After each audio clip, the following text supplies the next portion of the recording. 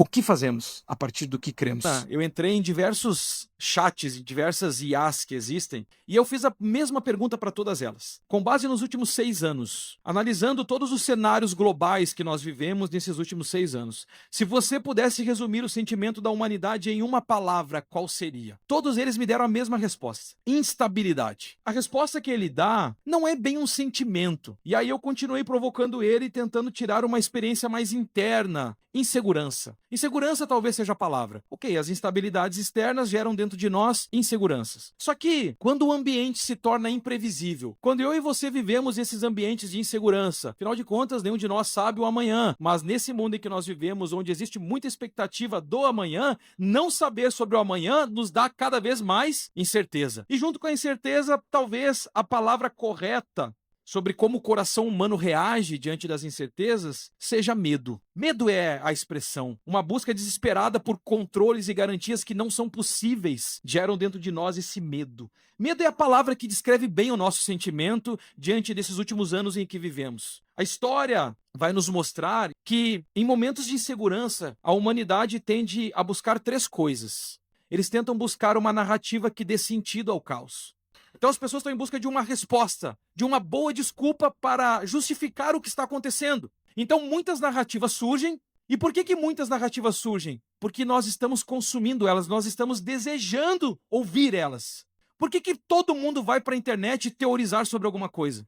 Porque tem pessoas ouvindo essas teorias e propagando elas. E por que nós estamos ouvindo e propagando? Por causa desse senso. Nós queremos uma resposta. A gente precisa de uma resposta. Então a primeira coisa é buscar narrativas que deem sentido. A segunda atitude das pessoas que vivem esses momentos de incerteza, correrem atrás de líderes que transmitam algum tipo de estabilidade. Figuras que possam mostrar algum tipo de força, prometer algum tipo de segurança. Quando nós somamos o nosso medo, a nossa crise de liderança, a gente criou o cenário perfeito para levantar os ídolos que nós temos pós-modernos. Por que a gente dualizou tanto debates políticos? Porque nós vivemos uma crise de liderança e nós estamos com medo daquilo que pode acontecer. Então nós nos apegamos a qualquer proposta que dê algum tipo de significado aos nossos corações. Só que a gente transformou isso em idolatria. Políticos se tornaram deuses nas nossas vidas. Pessoas na internet se tornaram deuses nas nossas vidas. Inclusive pastores, lideranças espirituais se tornaram deuses nas nossas vidas. E a terceira alternativa é uma busca constante